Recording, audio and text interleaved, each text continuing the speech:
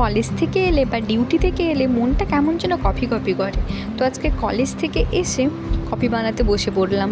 তো প্রথমে 2 packet coffee দিয়ে, তারপর পরিমাণ মতো চিনি দিয়ে, গরম জল 2 চামচ দিয়ে ওটাকে 5-7 মিনিটের জন্য এখন মিক্স করতে হবে।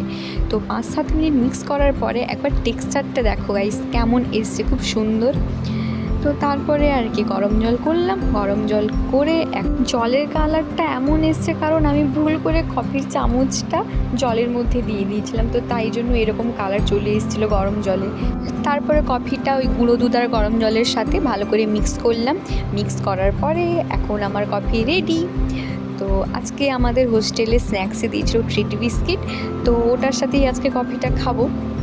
বিস্কিটটাও আমার খেতে ভালো লাগে, আর কফি আমার খুবই ফেভারিট, চায়ের থেকেও আমার কফি খেতে ভালো লাগে। তোমাদের কার কার কফি খেতে ভালো লাগে প্লিজ আমাকে কমেন্ট করে জানিও। আর আমার চলো দেখা হচ্ছে নেক্সট ভিডিওতে।